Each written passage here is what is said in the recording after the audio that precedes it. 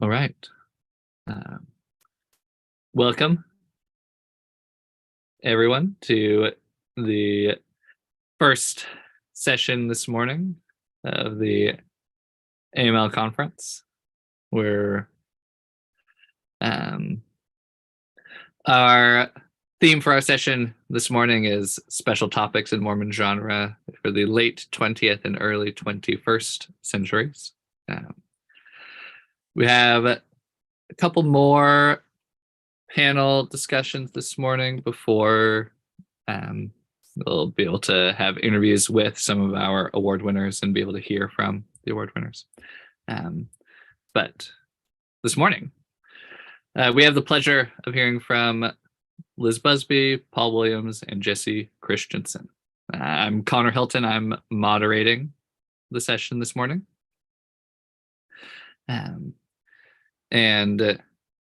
So I'll give titles for the presentations now, and then I'll help us transition between as we go through.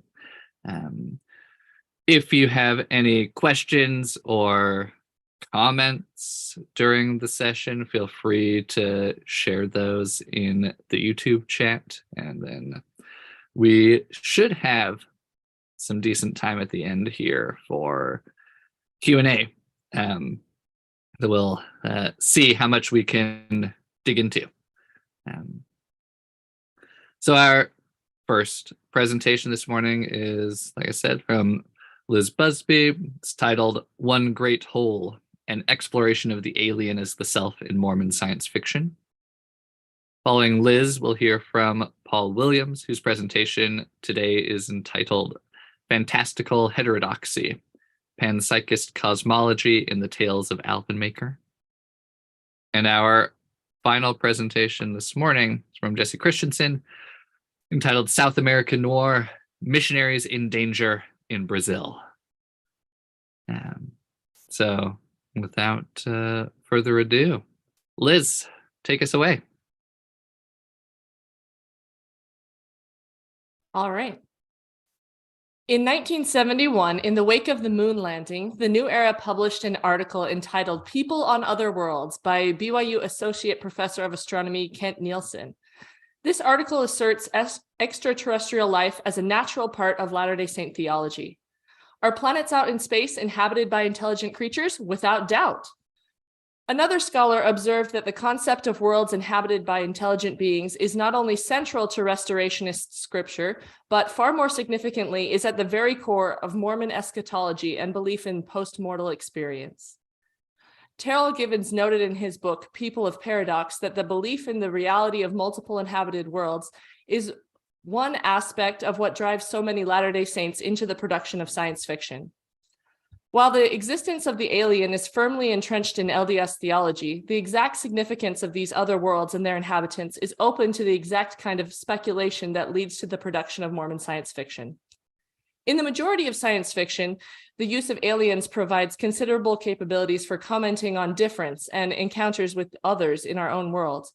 For example, aliens have been used as a metaphor to discuss the threat of communism, the impacts of colonialism on non-Western peoples, and issues of gender and sexuality. Part of the reason aliens remain such a powerful symbolic tool is that their existence is a blank canvas. Fictional aliens are constructed by humans, and so they are often a mirror that reflects the author and the culture that created them. Thus, it stands to reason that we might expect to find reflections of Latter-day Saint theology about extraterrestrial life in Mormon science fiction. I propose that Mormon writers are more likely to create fictional worlds that share our holistic cosmology. Not all novels about aliens by LDS authors will fit this pattern, especially given that authors are also influenced by the greater tradition of science fiction, and that published fiction will exhibit a bias towards marketability. I can also not claim to have exhaustively mined all existing Mormon science fiction, though I've tried here to examine a representative sample over several decades. In contrast to mainstream science fiction books where relationships between intelligent species are settled through diplomacy, cultural exchange, and sometimes violence, a universe written by a Latter-day Saint author is more likely to have a predetermined system, which sets humans and aliens in a divine metaphysical relationship to each other. While early works of science fiction often posited that aliens would be identical or similar to humans, later writers realized that the imagination need not be bound by such limitations and moved to focus on aliens that are drastically different from humanity, not only in biology, but in psychology and social structure, striving to create a true alienness. A writer who then took the alternative path to assume near-human aliens was obligated to provide an explanation for such similarities, such as the idea that an alien race may have seeded the galaxy with beings like itself. This idea, known as the panspermia hypothesis, was famously used by Ursula K. Le Guin in her Hainish cycle and in several episodes of Star Trek. In some ways, Mormonism's assumption that all aliens are children of God may be seen as a subclass of this explanation, with a notable difference in approach. The panspermia hypothesis assumes that any social and psychological similarity between aliens and humans is the result of similarities in biology, a sort of evolutionary mystery with a clear scientific solution. The LDS version reverses this order, focusing on a shared spiritual origin of all intelligent life, which then leads to a similar biological makeup. Nielsen's post-moon landing article in the New Era asserted that green-eyed, bug-eyed monsters in science fiction movies may fascinate and enthrall, but they are pure fiction. People out there are like people here because we are all of the race of gods. Indiana University astronomy professor Hollis R. Johnson moderated the necessity for aliens to be biologically human in the 1992 Encyclopedia of Mormonism, stating that the inhabitants of these other planets are understood by Latter-day Saints to be children of God and created in his image, though they might differ from Earth's inhabitants in unspecified ways. Here, the concern is not so much with specific genetic material and biological attributes as it is with spiritual lineage. No matter the planet or species, the individuals there will be children of God, undergoing the same process of growth, testing, and salvation that applies to those on Earth. This focus on a shared spiritual narrative between humans and extraterrestrial life sets Mormonism apart from other religious movements that espouse a belief in aliens. Several notable religious movements of the 20th century claimed contact with and doctrine about extraterrestrial life as part of their theology, including the Church of Scientology, Heaven's Gate, and the Uritania Brotherhood. However, there's a distinct difference in type between the beliefs of these so-called science fiction religions and the Latter-day Saint beliefs about aliens. Gregory L. Reese noted that science fiction religions tend to have four things in common. One, they claim contact with extraterrestrial entities. Two, they feature narratives that place aliens in contact with a broader cosmological history. Three, they emphasize the evolutionary progress of the human species. And four, they place an emphasis on innovative futuristic technologies that promise the alleviation of human problems. None of these apply to the LDS perspective on aliens, except for the occasional recontextualization of angelic visitations as technically alien visits, because Latter-day Saint angels have physical bodies and must live somewhere. Whereas science fiction religions tend to use their beliefs about aliens to frame a different version of the human past and future, LDS beliefs place aliens on the periphery of an existing scriptural narrative that takes place on Earth. The existence of aliens is another witness of God's grandeur and Christ's redemptive power, a second witness of doctrines in existing scripture, similar to how the Book of Mormon reinforces the narratives of the Bible. In fact, though not very many stories have been written directly about Mormon interaction with aliens, one strategy frequently employed in these stories is using Book of Mormon templates to make sense of extraterrestrials. The Book of Mormon expands the cosmic drama of Christ's life from a limited geographic area into a globe-spanning phenomenon. Not only does Christ's birth, death, and resurrection affect people living an ocean away in the Americas, but the text hints that Christ visited many other peoples whose records have yet to be discovered. In this context, it doesn't seem strange when Hilary Sterling's short story, The Apocalypse of Kemet III, extends this narrative to include other planets.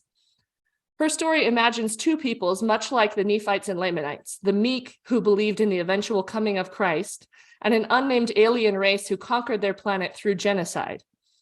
Christ's resurrection initiates the resurrection of the long-dead meek Xeno-Christians, who then offer mercy to their conquerors by allowing them to escape the planet before it is swept clean in preparation for the meek inheriting the earth.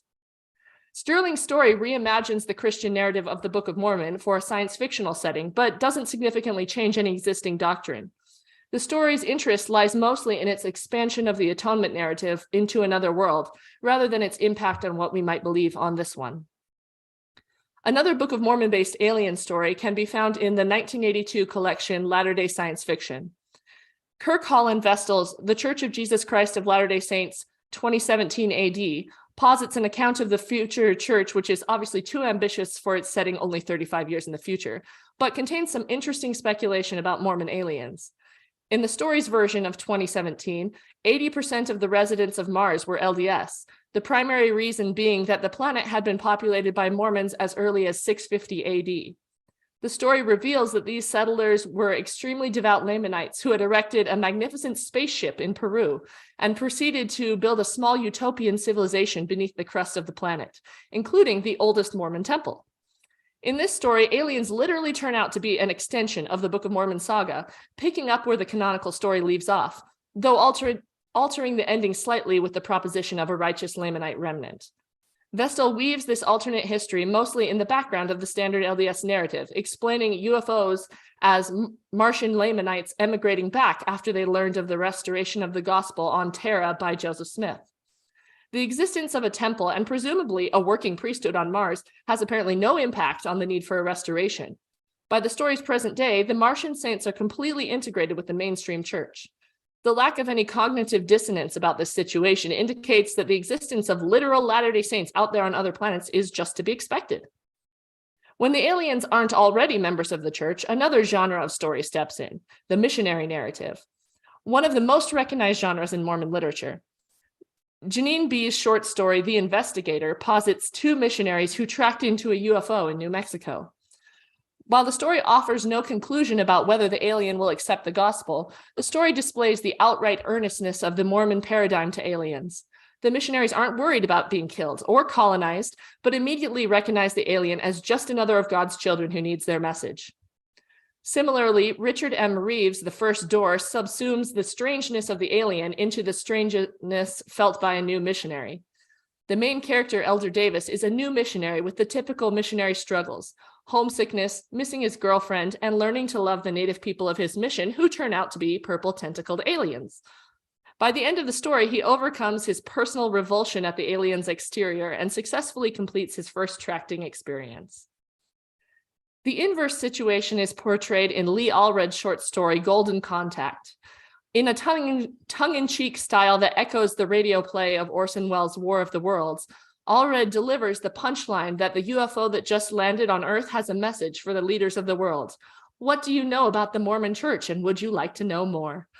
The contrast of an alien invasion with a typical missionary door approach succeeds in getting a laugh, but also highlights the disparity between typical genre expectations of aliens and LDS attitudes. Eric James Stone's That Leviathan Whom Thou Hast Made has the unique feature of being the only Mormons and aliens story I could find that was written for a national audience. Leviathan is more ambiguous than the previously discussed stories written for an LDS audience. The aliens in this story are known as swales, beings made of solar plasma who live within the stars. Much more like modern science fiction's attempts to create the truly alien than the aliens which are essentially Mormons on other worlds. Swales have a different conception of their metaphysical origin, which clashes with main character branch president Harry Stein's perception of all aliens as children of God. Indeed, Harry is flabbergasted when Leviathan, the largest swale on human record, asserts that before there was life on any planet, I was. Where was your God when I was creating them? Her clear echo of Job contradicts Harry's LDS understanding to the degree that he's unable to process or counter this statement. Later, Harry discusses Leviathan with Neuter Kimball, a young swale convert to the church, who is astonished that Leviathan revealed herself as God to a human. Harry quickly counters Neuter Kimball's assumption of Leviathan's divinity, but struggles with how to fit Leviathan into his LDS conception of the universe. A god? Leviathan is not a god. She's just... I stopped. What was I going to say? An ancient immortal being who created an entire race of intelligent beings? If that didn't fit the definition of a god, it was pretty close. While the story also contains a scientist character who dialogues with Harry's worldview from a naturalistic perspective, the main struggle is between these two spiritual conceptions of the universe. Unlike the stories written for an LDS audience, Leviathan does not end with the Mormon worldview clearly triumphing. When Harry puts his own life in danger to save Neuter Kimball from execution for heresy, Leviathan asks why Harry would sacrifice his life for the young swale. Neuter Kimball transmits the LDS scriptures to Leviathan, who comes to respect the LDS perspective and delivers both Harry and Kimball to safety, leaving a parting message. She said to remind you of what King Agrippa said to Paul. This statement hints at a detente between the two worldviews. Though Leviathan does not accede to the correctness of their metaphysics, she agrees to respect the moral code of Mormon swales. However, the comparison to Paul's testimony before King Agrippa may hint at a future triumph to LDS readers, since Christianity eventually became the dominant religion in spite of King Agrippa not being fully convinced. Another interesting author to look at through this lens is Zena Henderson, a formerly LDS science fiction writer in the 1950s and 60s. Henderson was one of the first female science fiction authors to have success publishing under her own name, and was an influential force in the genre during her time, though her popularity has since waned. Although she left the church presumably in her 30s after her divorce and remarriage to a Methodist minister, many of the things that make Henderson's science fiction writing unique have some correspondence to the way that other Mormons write about aliens. Zena Henderson's short stories largely concern the people, a group of aliens who have fled their dying planet and are doing their best to fit in on Earth by disguising their telepathic and telekinetic powers. In many stories, the characters start out assuming that the other is figuratively and literally alien, unwelcoming, and exclusive. But then it comes to light that they're actually the same, and then there's a joyous unification. There's a universality to her stories, a belief that all people, human or alien, have the same principles and powers inside them that feels very Mormon in its cosmology. For me as a Mormon reader, her stories also have echoes of the narratives at the beginning of the Book of Mosiah, where various groups of Nephites who have been scattered eventually find their way back to each other. For example, her story Ararat concerns a new school teacher being hired for a small community somewhere in the southwestern United States. The adults and teenagers of the town are concerned that this young female outsider will figure out that the remote mountain town is actually a settlement of the people.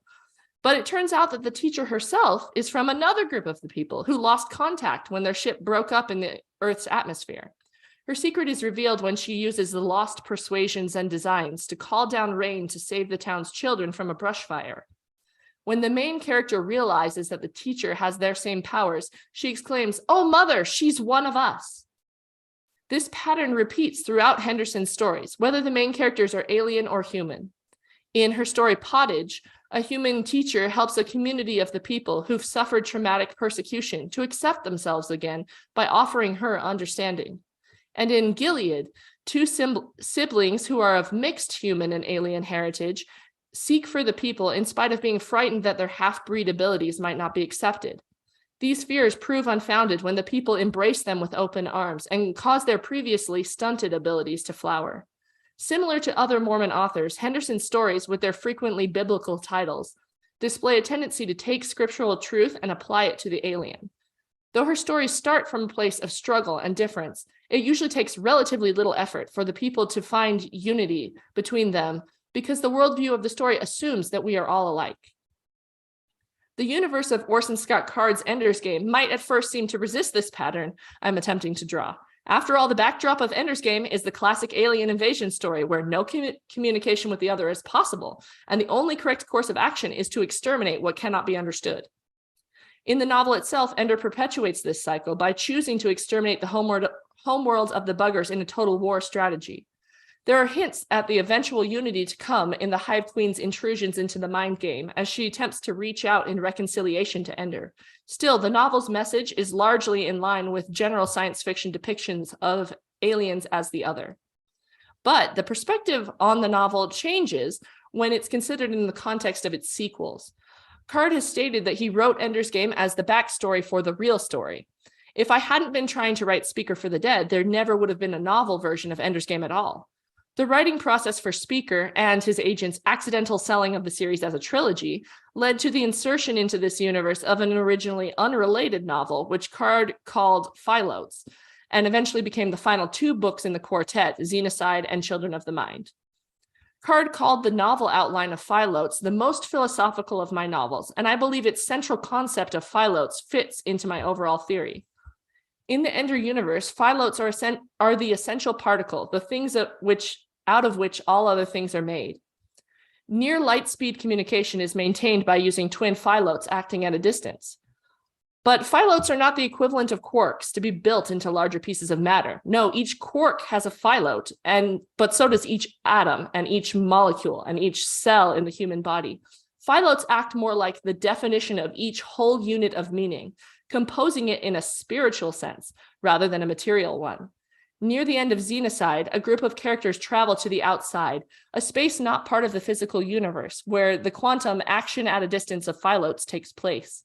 Here, Ender and his companions observe the existence of ayuas, intelligent Phyllotes that represent the soul or identity of each conscious individual. With the concept of ayuas, Card introduces a unified metaphysics to his Ender universe that strongly mirrors the LDS doctrine of intelligences. Joseph Smith taught in section 93 of the Doctrine and Covenants and in the Book of Abraham that mankind was formed by the cultivation of pre-existing intelligences into spirit children. The Ender series directly draws on this concept of intelligences for the Hive Queen's method of reproduction. An old queen calls a particularly strong ayua from the outside to inhabit the body of a new queen. Once the human characters realize the nature of the ayua or soul, differences in form and species essentially collapse. There's no longer is the discussion about the proper relationship between piggies and humans and buggers, but between ayua and ayua. This includes even Jane, an artificial intelligence that grew out of the mind game and was given an ayua by the Hive Queens. Though the realization of the unified nature of all life has yet to spread to the ruling class by the end of the quartet, the characters in the novel have come to the conclusion that they are all alike through this realization of shared metaphysics, which solves many difficulties that they have had. These concepts from Ender's Game universe may sound familiar to readers of Brandon Sanderson's work, because, in a way, Shadesmar, the land of thought from the Stormlight Archive, is just another form of cards outside. The Phyllotes map well onto the glass beads of Shadesmar, each of which contains the concept or soul of a thing, be it a castle, a ship, or a stick. The souls of sentient beings are represented by floating, ghostly lights similar to Card's ayua. It may seem strange to bring in Sanderson to a discussion of aliens since he's more widely known as an author of fantasy. Yet the interlinked worlds of his Cosmere universe make the overarching story in some ways more science fiction than fantasy. Though most of the Cosmere planets have some form of human life, some have different sentient species like the Singers on Roshar or the Khandra on Scadrial, which fit the definition of aliens. Each world and each species is fully realized, yet all rely on an underlying metaphysics that defines how the universe functions in a spiritual way. Each planet, magic system, and species has a representation of the three realms: physical, cognitive, and most importantly, spiritual. Important concepts like the spirit web that maps an individual soul's capabilities, history, and traits transcend the details of each planet's various religions and magic systems. However different their outer nature, there's a confidence that in the Cosmere, the spiritual rules, like the rules of physics, are universal. Whether in novels meant for a mainstream audience or in short stories meant for consumption within the community, Mormon speculative fiction writers show a consistent trend of incorporating the alien within a sweeping vision of the universe as a system of order. Sometimes this means a direct Book of Mormon-like transposition of the gospel story onto other worlds. At other times, the system is fictional, but maintains its Latter-day Saint quality of circumscribing all sentient beings, all truth, into one great whole. In effect, this perspective tends to create an alien that is not truly unfamiliar or different, but merely a natural extension of what is already known. Perhaps this casual acceptance of the alien is what led a scholar of science and religion to remark in Scientific American, "There's no doubt that Mormons are comfortable about the idea that there are others on other worlds. They'd be unhappy if we didn't find anybody, but they just say we haven't looked hard enough." Thank you, Liz. It was great. And now we'll hear from Paul. Paul, take it away. Thank you. So, as was made clear in a recent Wired.com article about Brandon Sanderson, Mormon authors are treated with at least a degree of suspicion. If an author has a religious background, especially a religion prone to proselytize, then the assumption is that their work is part of that effort. Never mind that no one seems to accuse Flannery O'Connor, Shisaku Endo, Fyodor Dostoevsky, or many others of evangelism in their work. What these authors share in common is how they use their fiction to encapsulate and interrogate religious traditions and beliefs, often to powerful effect. Brian Atterbury has argued that fantasy is one of the best genres for this purpose, since a fantasy text surrenders claims to cultural authority, but in the process gains the ability to reshape and examine myths, including religious myths. The result is a sort of theological thought experiment that provokes a framework for exploring and testing narrative faith. One of the finest examples, and probably the gold standard for Mormon fantasy, is Orson Scott Card's Tales of Alvin Maker, which directly draws upon and reimagines Mormon history, doctrine, myth, and lore to examine and parse out LDS theology, but specifically in a context outside of ecclesiastical and institutional boundaries. Now, a quick clarification before I go on. When I say Mormon myth, I do not mean that I am discrediting or challenging the church's truth claims. Rather, I am using myth in the context of folklore and fantasy studies, meaning a collective story that encapsulates a worldview and authorizes belief. Mormonism is rife with myths, some accepted as religious truth, such as the origins of the Book of Mormon and the doctrine of the Godhead, those which were never factually true, so including folk tales about errant missionaries that anyone who served a mission is familiar with, and those which were adopted as truth but have since been reviewed in light of historical data. For instance, the fact that Simon Page's apostasy was not really about Joseph Smith misspelling his name, but actually a much more complex web of issues. There are also theories and speculations about church theology and cosmology, and those are what I will be addressing later.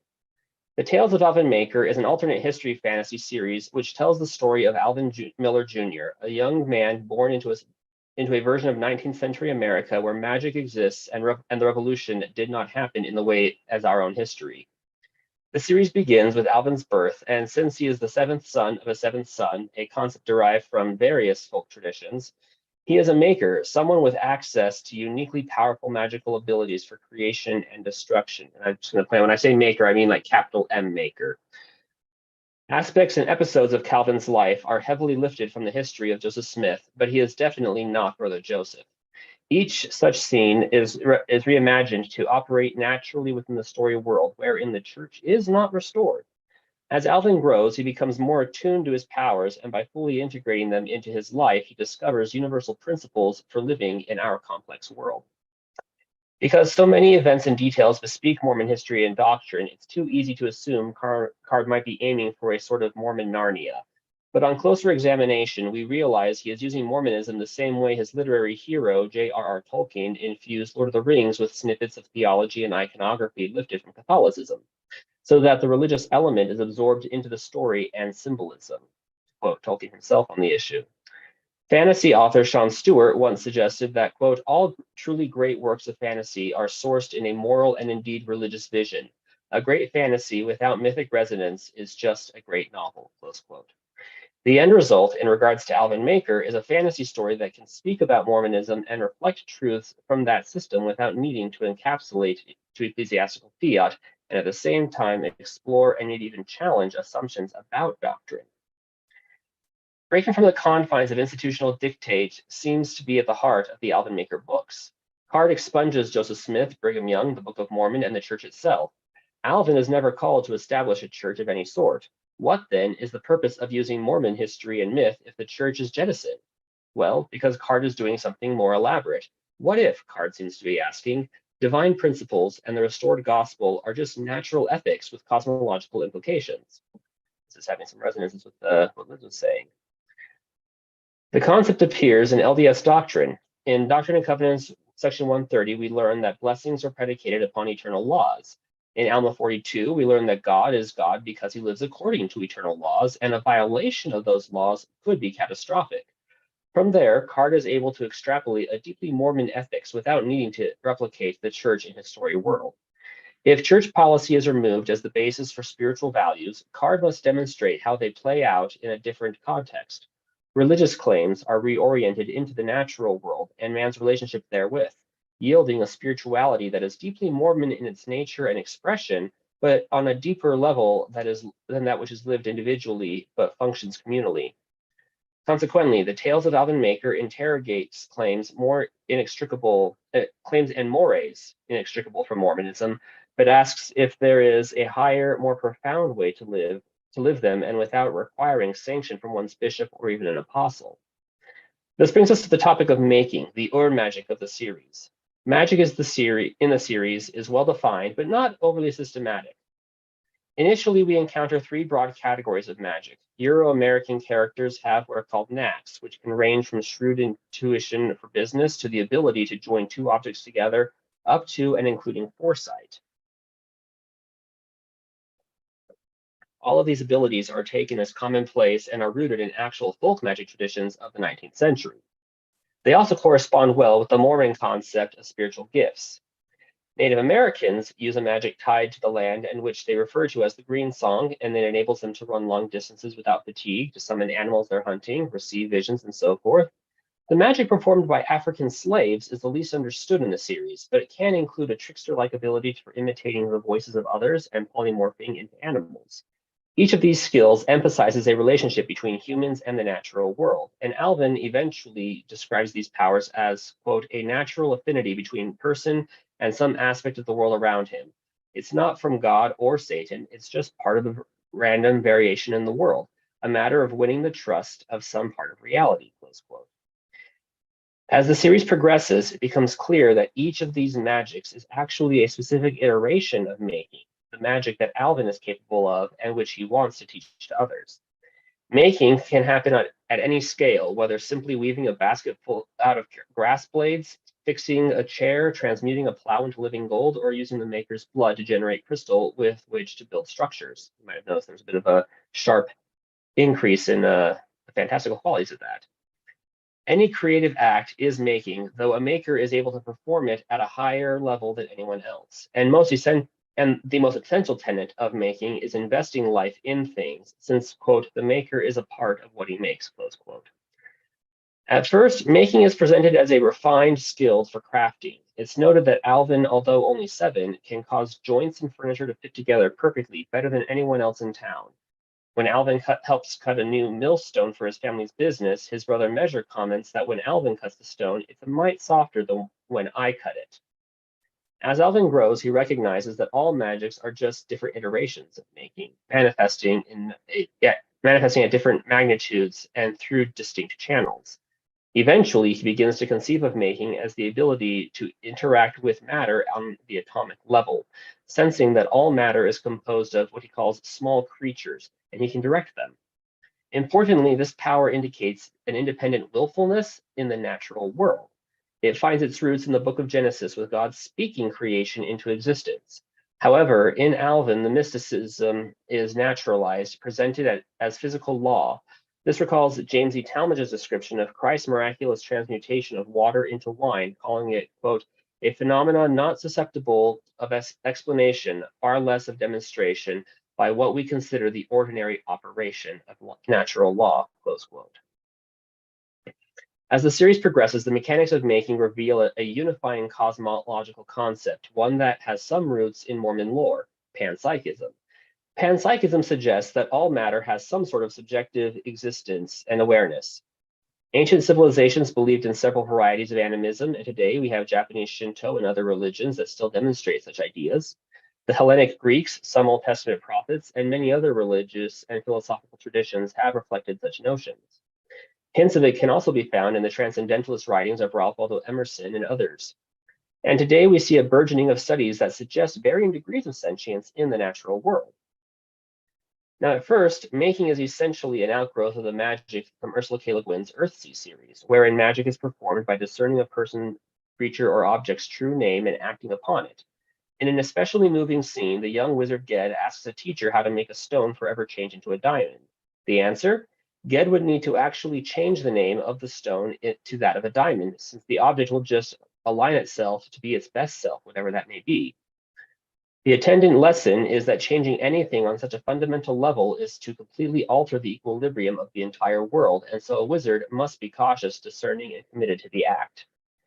Making obviously stems from this premise, but Card greatly revises it by giving it a somewhat mechanical and downright grounded, earthy aspect, in as much as we can understand in terms of basic physics. Le Guin's naming argues that nature has an identity, but not necessarily sentience, and so it can be freely changed by those with the insight and ability. Making, however, goes deeper and imposes an even more complex ethics. Marek Osievich has already examined this issue, pointing to how the series argues, the Alvin Maker series argues for a morality-based relationship between humans and the natural world, resisting the urge to spoil the land and abuse its resources, especially in the pursuit of neoliberal capitalist goals. For instance, Osievich points to a scene when Alvin observes that forging steel is an act by which the fire forces the earth to change, a process in which the iron screams all the time. And so Alvin concludes that using steel is not evil, but the forging thereof imposes an enormous cost, and so it should be used commensurate with that cost. What Osievich misses, or rather he avoids, is how Mormon this actually is. Now, while not a sanctioned doctrine of the Church of Jesus Christ of Latter-day Saints, panpsychism has occasionally popped up in church discourse in an attempt to correlate disparate doctrinal points. In Helaman 12, we learn that mankind is lower than the dust of the earth because, quote, the dust of the earth moveth hither and thither at the command of our great and everlasting God, close quote. Doctrine and Covenants 88 tells us that light cleaveth unto light, suggesting a degree of agency in photons. Section 131 builds upon this by declaring that all spirit is matter. And the Book of Abraham suggests that all creation results from the ordering and organizing of intelligences as, quote, the gods watched those things which they had ordered until they obeyed, close quote. According to Stephen Peck, the Book of Abraham was particularly influential to Orson and Parley Pratt, who described a panpsychist cosmology described in the verses from the Book of Abraham. B.H. Roberts and others have also suggested similar beliefs. Now, let me stress the panpsychist readings of these verses are not coded as doctrine, only as speculation and musings. That, however, is exactly what Card's work is doing, and he's using those things as a mythic core. The first hint we have of a panpsychist cosmology in the series is the opening scene when Alvin is actually born. His family are crossing the Hat Rack River when suddenly the river roars to life, quote, almost as if the river knew they were coming and saved up its worst fury till they were already in it and couldn't get away, close quote. Similarly, Peggy Gester, who is a torch and can see the heart fires of people, blames a water drip in her cellar for keeping her asleep and so nearly preventing her from rallying help to get the Miller family safely home. The scene's climax hinges on the oldest brother, Vigor, staving off drowning until infant Alvin is born so that Alvin can be a seventh son of a seventh son. That the characters quickly recognize a villainy in the water suggests a recognition of sentience and intention in the water, which in turn suggests a panpsychist aspect to the story world. It is peculiar that Card introduces this aspect to the story world through water of all elemental symbols. Water constantly factors into efforts to destroy young Alvin throughout the series, such as seeping into a beam that nearly crushes him in Book 1 and an alligator attack in Book 6. Edith L. Crow suggests that Card is simply subverting expectations, since in Western fantasy, water is normally benign, typifying purification, birth, and sustaining life. While making water a destructive agent certainly is unusual, it is not done just for the sake of subversion. Rather, Card is digging deep into his chosen and mythological source, i.e. Mormon lore, and employing the enigmatic section D&C section 61, wherein we read that, quote, I, the Lord, have decreed that the destroyer rideth upon the face of the waters, close quote. This verse is little discussed in Sunday school, but it has a tradition in Mormon folklore too often colloquially used to explain why missionaries are not allowed to go swimming. Card, however, uses this as a starting point to introduce us to the Unmaker, a primal force of relentless and insatiable destructive impulse, what Eugene England defined as, quote, radical cosmic entropy, close quote. The Unmaker is one of the great complications in the series, as it seems to fill a Satan role within the text cosmology, but also does not neatly fit into the Satan box. It has the unerring malevolence and seems to recognize that a maker is a threat to it, but the Unmaker also seems more like a natural force rather than a specific personality.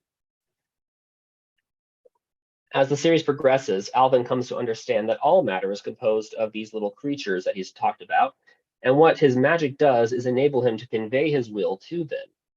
A materialist reading would suggest that he is speaking to the molecular bits of matter, but the hint at sentience suggests a term for the verses listed earlier, in these verses listed earlier, which we would call intelligences. Alvin's ability to communicate with the refined and self-aware parts of matter recalls the speculations by the Pratt brothers and B.H. Roberts of how God created the earth. Yet the connection is not instantly intuitive and functions well regardless of one's familiarity with the Doctrine and Covenants and Pearl of Great Price. Yet, for a reader familiar with Mormonism's lore, these connections become more apparent and their implications expand the series' thematic meaning enormously. By removing God and Satan as manifest participants, but retaining a powerful core of Mormon lore, Hard seriously takes up a challenge within Mormonism ever since Joseph Smith spoke what is called the King Follett Sermon, namely the suggestion that God is God by virtue of his strict and total abiding by the highest laws of the universe, and a mortal achieves exaltation through a similar process. This comes into focus through one of the most striking scenes in the series. In Seventh Son, Alvin, in a fit of childish rage, encourages some roaches to invade his sister's bedroom for petty revenge. He is then visited by an Indian named Lolowasiki in this scene, which unmistakably recalls the Angel Moroni's first visit to Joseph Smith, and it gives Alvin a vision of the roaches' dying thoughts, which are full of confused panic. Specifically, Alvin has irreparably disrupted the peaceable order of their universe, and so the roaches cannot return to Alvin's room because his lie has violated the roaches' trust in the roaches' trust. In a later book, Peggy reflects that being a maker requires Alvin. Alvin continually reflects on how he must use his powers in a manner that not only avoids disrupting the natural balance of the world, but also one that respects the agency of the little panpsychic creatures that constitute every atom of the planet. However, this applies more than to atoms. Applies to more than atoms and roaches. The panpsychic cosmology of the series also underpins the story's overarching goals, which are derived from the utopian goal of Mormonism, namely to establish a literal place called Zion, a space where love and justice and harmony are the most essential descriptors. The little creatures Alvin can command symbolize humans on planet Earth on a smaller scale. Just as Alvin must learn to respect the agency of these intelligences while encouraging them to organize in specific ways, so must Alvin learn to respectfully organize other people who constitute far more complicated and willful intelligences. In this context, Peggy all but quotes section 121 of the Doctrine and Covenants when she reflects that Alvin must learn to change other men only by persuasion and long-suffering, gentleness and meekness, unfeigned love and kindness.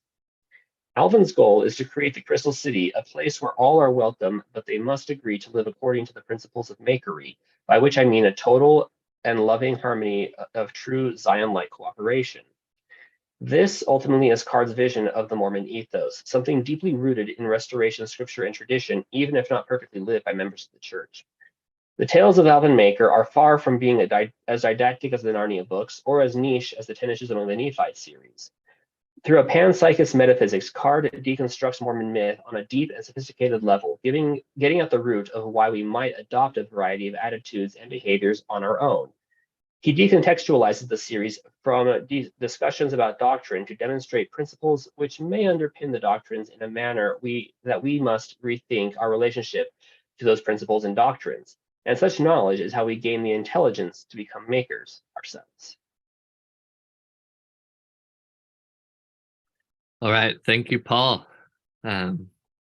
Fascinating. Now we'll hear from our final panelists this morning. Jessie, take it away. All right, let me share my screen.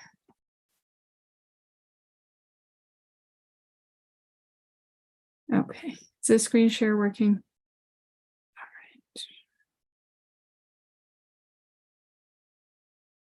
right. Okay. In this presentation, I'm going to discuss novels about Mormon missionaries from the United States and Brazil. This is part of some other work I'm doing about just Brazil in Mormon fiction, Mormon literature. And I found that since 1984, there have been 5 novels published about Mormons in Brazil, and all of them focus on the experience of missionaries from the United States. They're also authored all by people from the United States.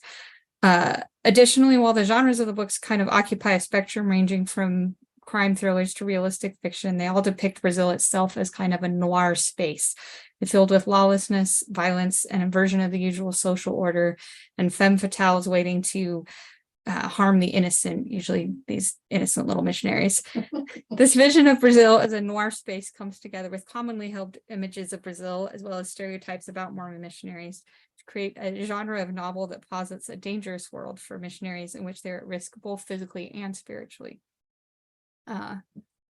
Before briefly talking about each of these novels, a little note about noir, which, as we know, there are many, many books and other things written about it. Film noir was a term coined by French critics shortly after the Second World War to describe American films from the 1930s and 40s that depicted contemporary stories of crime and violence through a viewpoint that was both literally and figuratively dark. Or Black, noir.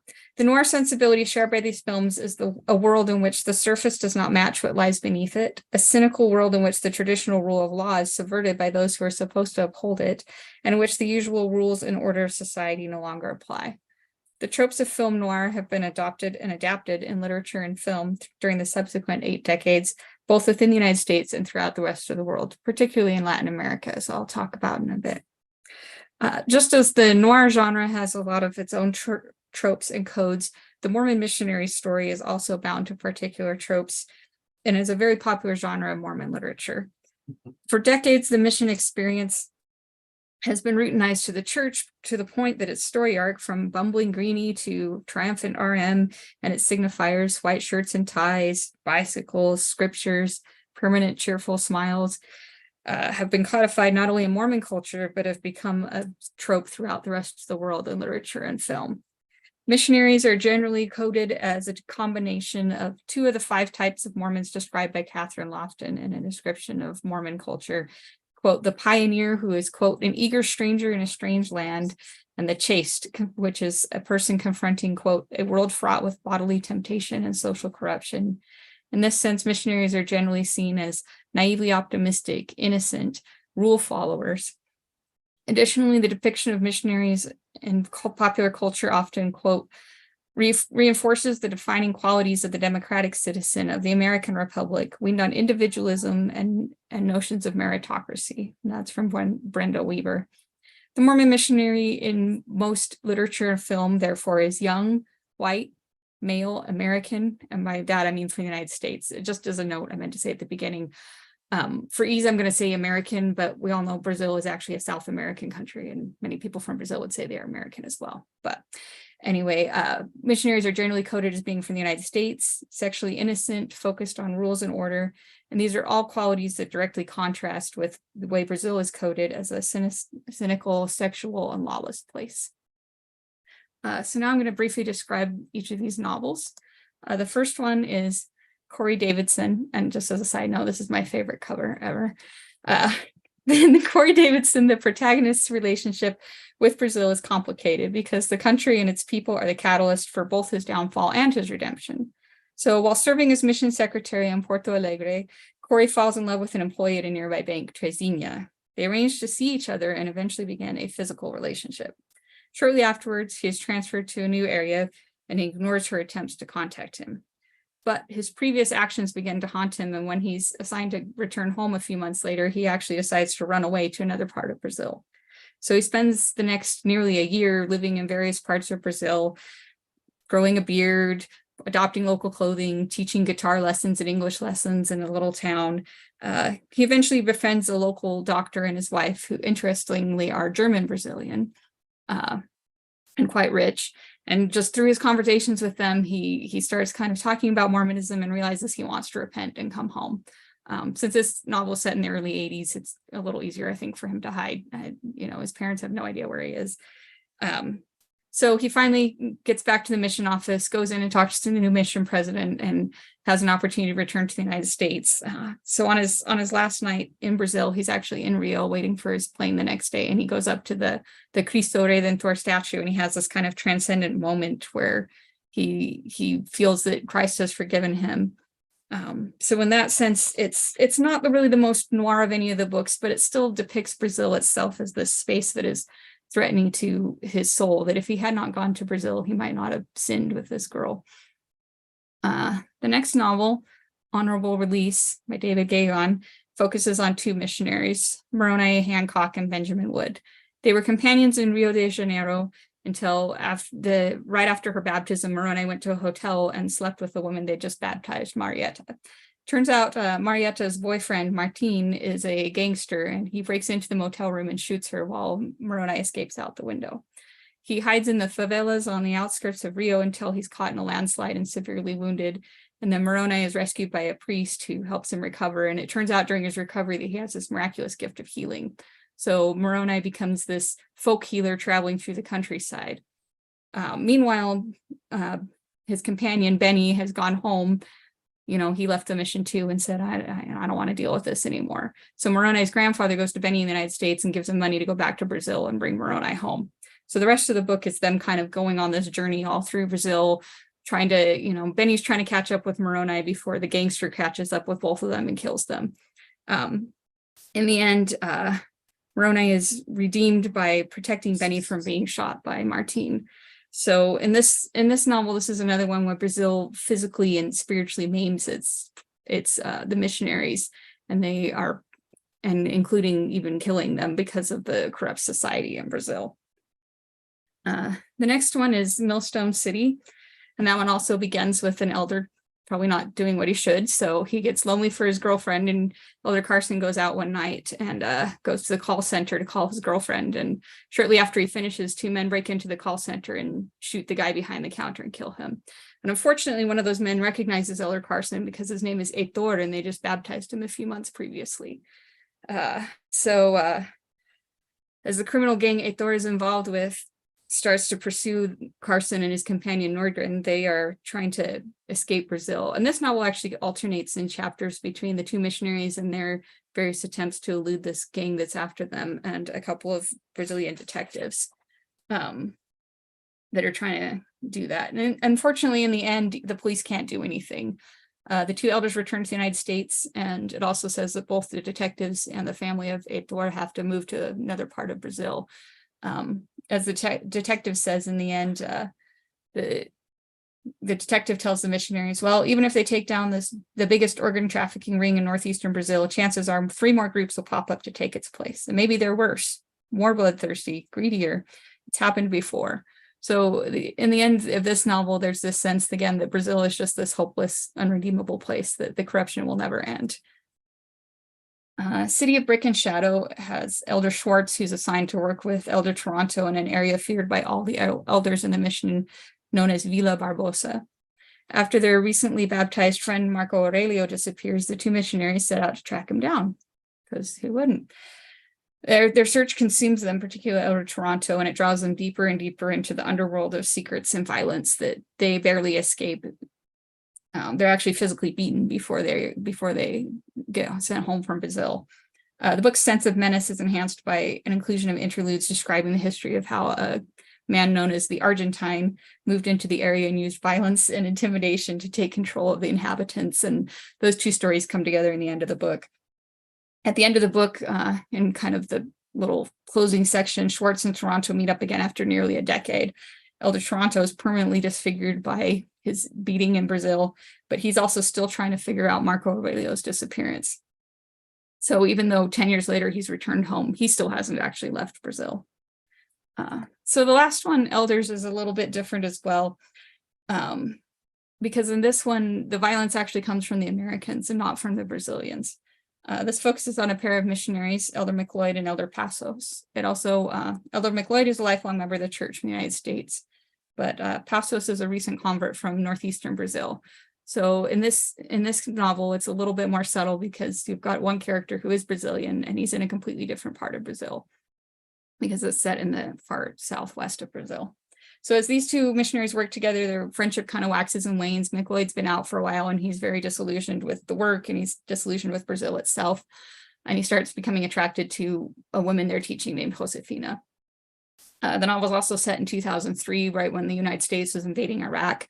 And as an American, he's finding himself the target of the criticism of the violence and colonial overreach of the United States. So as I mentioned in this one actually kind of subverts the trope a little bit because McLeod ends up becoming the person who is violent towards Brazilians, including Josefina's husband and his own companion. So in all these novels, the reader's understanding of Brazil is dependent upon the descriptions of the country provided by the narrators, descriptions that are inevitably filtered through a point of view that sets Brazil up as a foil to America. In Honorable Least, for example, the protagonist observes that, quote, Rio de Janeiro was always on a Dionysian bender, and he had missed it along with the Cariocas, who had as much integrity in their sensuality and decadence as Americans do in their suburban middle-class pretension. In Corey Davidson, they described the city of Porto Alegre as containing, quote, all the movement and rhythm and sensuality, a surging undertone of desire, end quote. The back cover of Millstone City describes the setting Olinda as, quote, an ancient city on the northeastern coast of Brazil. It is lush, green, full of old churches and white sand beaches, and drug dealers protecting their turf. In these books, Brazil is described in many other ways, as having a humid, sticky, tropical climate, having streets filled with kids wanting to pick up football games, music, dancing, beautiful architecture, friendly people, and a lot of poverty and violence, including, I think one of the books, just about everybody in the book has black rotting teeth, which, okay. So these descriptions of both the missionary experience and Brazil in the novels are kind of an ambivalent mix of positive things and negative things. All of these novels portray the mission experience as one that marks the protagonist in a permanent, but mostly negative way, both physically and spiritually. When he's reflecting on his return home, Corey Davidson reflects on his arrival in the country as a time of what he calls, quote, lost zeal and innocence. Similarly, in Honorable Release, Moroni carries around a photograph of himself and Benny when they were companions, and they're both dressed in their missionary clothes, wearing, quote, goofy, exaggerated smiles. And this photograph is kind of a talisman of him, of everything that he's lost through his own decisions. In Elders, McLeod at the end, kind of his time as a missionary just gets to him, and he lets out this whole big monologue about how angry and frustrated he was with this country that's full of, quote, glue sniffers, drug traffickers, falling down shack builders, thieves, drunks, and filthy shirtless little kids. And he's tired of them all criticizing him for being an American. This construction of Brazil as a foil to America and the construction of self and other aligns with observations made by sociologists such as David Knowlton in their studies of missionaries in other countries.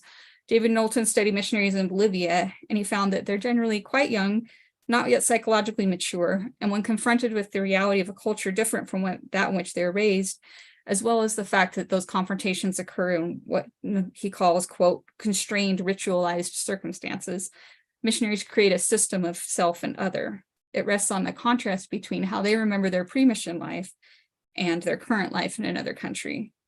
The culture of meaning created by missionaries tends to be focused on binaries, and it also produces an ambivalent attitude of where they both love and hate and mistrust the country in which they're serving. Similarly, another book about missionary service in Mexico by Gary and Gordon Shepard, who also are sociologists, they reflect on their time and look at their missionary journals and noted that they had apparent idealism and enthusiasm, but it was often clothed in youthful irreverence and crudities. Looking back on their time, they note that they were, quote, egocentric and ethnocentric because they had a lack of experience in the world. So this lack of experience in the world and insensitivity toward the nuance of other countries is not always unique to missionaries either. Brazil is the largest country in South America, the fifth largest and one of the most geographically and ethnically diverse countries in the world. But it has also long been associated with certain stereotypes throughout the rest of the Americas and Europe. It's often described as the land of sex, samba, and soccer, or perhaps sun, sex, and soccer, but soccer is always there, and I think sex is always there too.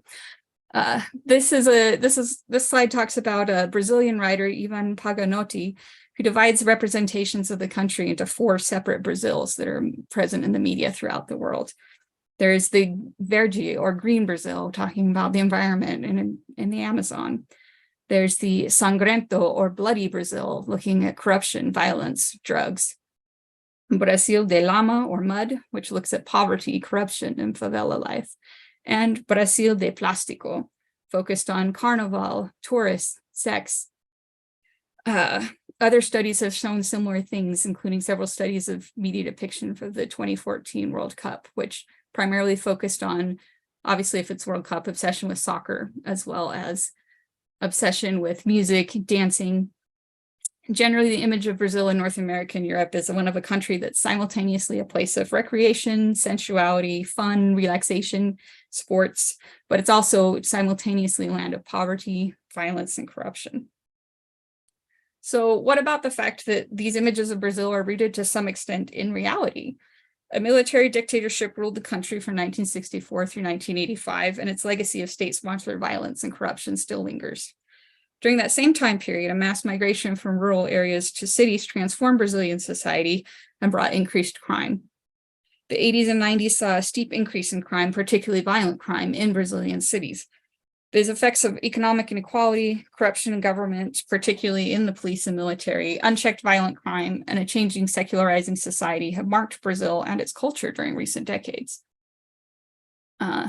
This turn to noir and fiction about Brazil by American authors is not surprising, therefore, and it's already a direction that many Latin American authors have been taking during the late 20th century, particularly in countries like Mexico, Argentina, and Chile that were marked by dictatorship. As it's known in Spanish and Portuguese, the novela negra is a fruitful way to explore interrelated problems in recent Latin American history, the corruption and impotence of state power in the face of criminal organizations, and the secrecy of military dictatorship that creates a culture of ambiguous loss and dual speak. The world of noir, in which everyone is crooked, truth is malleable, and all interactions are laden with subtext, speaks to post-dictatorial neoliberal conditions of most Latin American countries. Critic Glenn S. Close notes, quote, "The emergence of the novela negra in Latin America coincides very closely with a moment of multiple crises throughout the region. This moment was defined generally by exhaustion of import substitution model of state-directed modernization, the resurgence of authoritarian military regimes in the Southern Cone and elsewhere, and the beginning of the imposition of neoliberal economic policies in nearly all countries. Just as Latin American authors turned to noir as a way to explore the problems of the region, the authors of these novels about Brazil have found the same tropes useful in their exploration of what it means to be a Mormon missionary in Brazil. Mormon missionaries in Brazil have experienced violence, absurdity, poverty, and all of these things. But it's interesting to me that with 5 novels written about Brazil, all of them are focused on these kinds of tropes. And the most important thing to remember is that if Brazil is dangerous and threatening for American missionaries from the United States, it's also dangerous for Brazilians. This truth can be overlooked when the main source of knowledge that Mormons have about Brazil is fiction centered on the experience of Americans. As depicted in these novels, Brazil is not just the opposite of America, it's the opposite of Mormonism. At least if we're taking Mormonism to be that Mormonism that stands for optimism, rule following, compassion, and peace. As Scott Hales points out in his analysis of transnational Mormon fiction, too often other countries are depicted simply as, quote, America's foil, a place where American missionaries go to be tried and tested before they return home with honor. This creates a false dichotomy between Brazil and the United States, Brazil and Mormonism, but it does not reflect the fact that the church has had members in the country for nearly 100 years. Brazil has the third highest number of members of any country in the world after the United States and Mexico. And to me, this points out the need to have and encourage more fiction and more literature from those countries itself, as has already been documented conversation within AML. There have been a few efforts. The Mormon Lit Blitz, especially its international stories, has been really valuable. There was this publication in 2010, but I don't think they've done the contest since then. I'm guessing Kent is watching and can tell us. There has not been, as far as I know, very much fiction, especially not novel-length fiction written by any Brazilian members of the church yet. This book here, Carlos Martins, is a member of the church. He's also a wealthy businessman in Brazil. He has written several nonfiction books that are very popular in Brazil and have been translated into English, but I don't know how well they're known, well known they are among people in the United States. This book is his most recent, and it's actually a memoir of he and his wife were humanitarian service missionaries in northern Brazil working with refugees from Venezuela.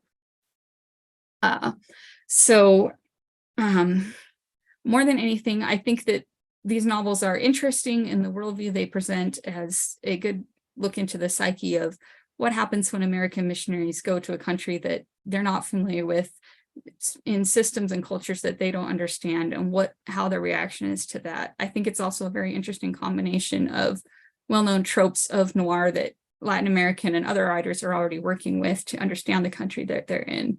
But I'm also hopeful that we can, in the future, get more writing from Brazilians themselves. Perhaps Brazilians would write noir about their own experiences. I'm not sure. But I think moving forward, more than anything, genre can be just as constraining as liberating. And I hope that we can move forward and have other genres of stories from Brazil and other areas of Latin America. Thank you. All right. Thank you, Jessie. We have about 9 minutes for some questions.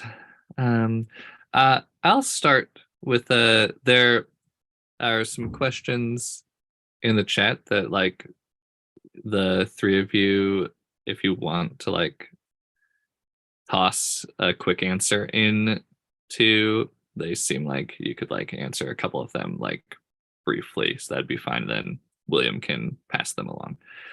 Because I have a sort of question for all of you to get us started, and then we'll see what we're looking at Time Wars after that. So most of your presentations talked about some of the ways that the respective text, stories, genres that you were analyzing like reflect Mormonism through them.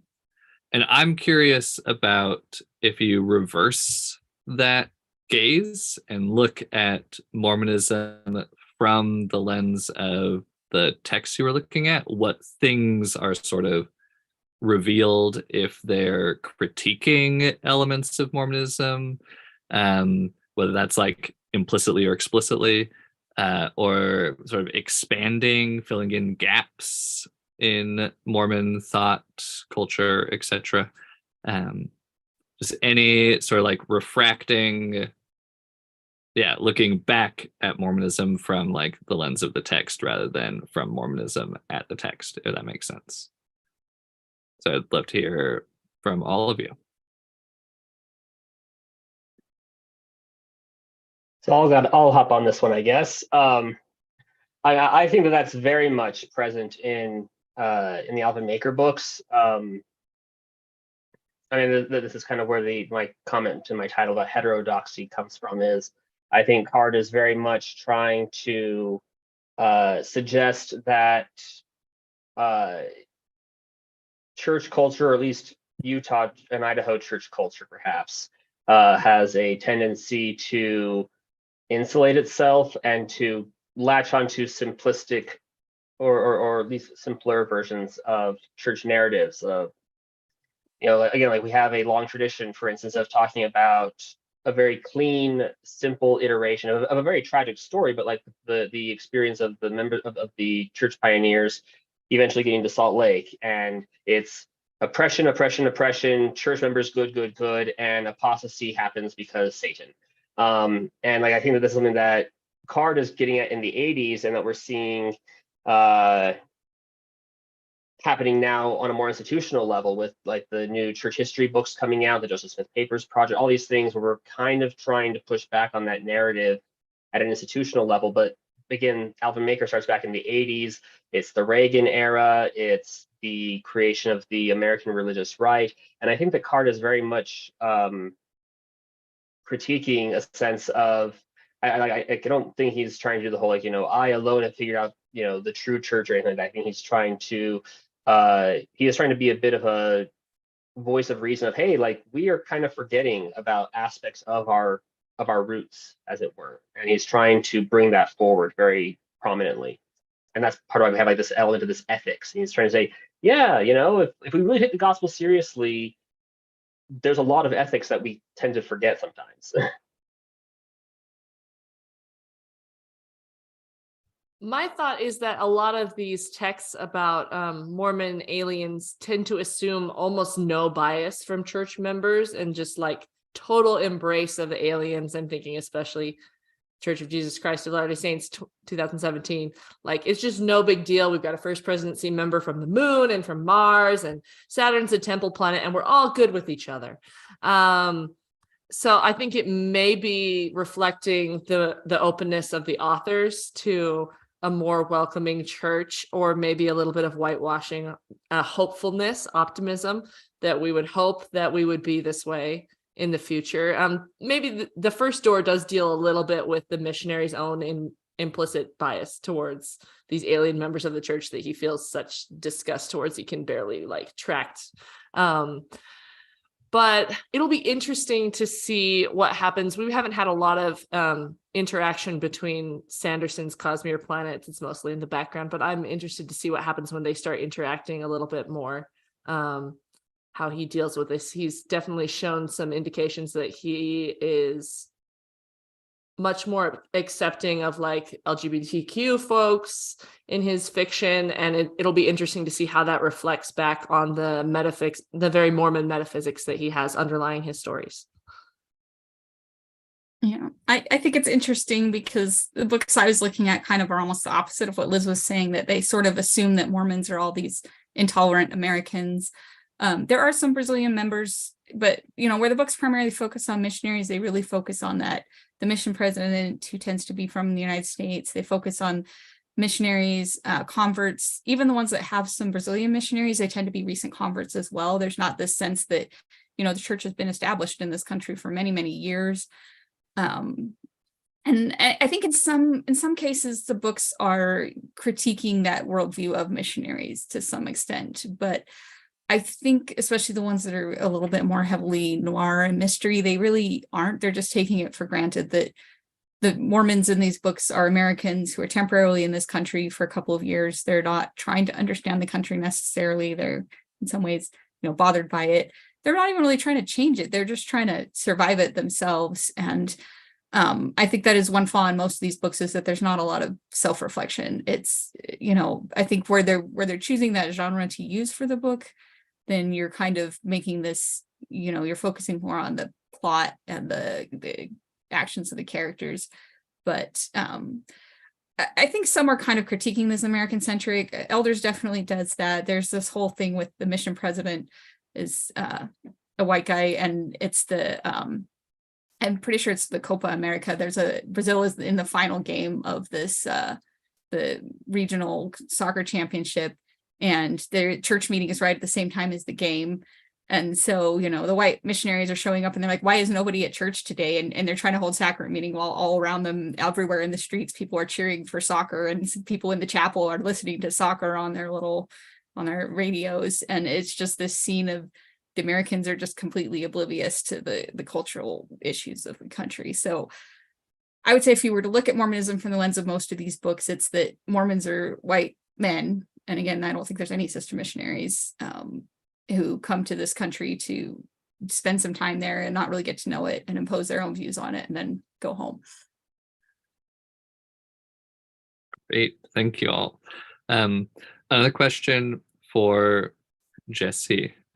So you talked explicitly about stories set in Brazil. Do you know if there are similar stories set in other South American countries, or are the Mormon fictions, are there more set in Brazil than other places? Are the ones in Brazil more Noirish than things set in other South American countries? Anything there? That was what was interesting to me. Is I've been kind of doing a survey of Mormon literature about Latin America in general. All the novels that have been written are in Brazil, and they're all missionaries. There is the novel that came out a few years ago from Rafael, oh my gosh, I forgot his last name. I was just talking to him last week in Mexico City. Anyway, Eleusis, that won the prize, and that one's really unique because it is Mexican. It's from a Mexican point of view. But as far as novel length things, I have not found. There's some short stories in things like the New Era, the Ensign, the Relief Society magazine that are set in Mexico, Brazil. There have been a few short stories set in Argentina. I know there's one that Todd Robert Peterson has, but I'm guessing, honestly, the really easy explanation is all these authors serve missions in Brazil, because there have been a lot of people serving missions in Brazil, and they wanted to write a book about missionaries and wrote what they do, because no matter how they tweak it, the descriptions of Brazil are very specific, and they've obviously spent time there. And I'm fairly certain, from what I know of the authors, I think it's partly just a matter of convenience. But it's also interesting to me that if they want to write a book, they chose to write fiction. They chose, rather than writing memoir or anything, they chose to write fiction, and they chose to write it as kind of this genre of missionaries in trouble, which is kind of a bigger genre in any way. Films, we've got things like the Saratov Approach and Freetown. We've got a lot of missionaries in danger. I think people really like I said, that juxtaposition of these innocent little, people who are bound in their rules, and they're suddenly thrust into a world where they have to make decisions really fast and, break out of their rules. I think there's just something that people really like about seeing missionaries in those situations. Wonderful. Thank you. And that's our time this morning. Thanks again to all of our panelists, to all those that were watching and engaging in the chat. And hope you stick around for some more of the conference today. Thanks, everybody.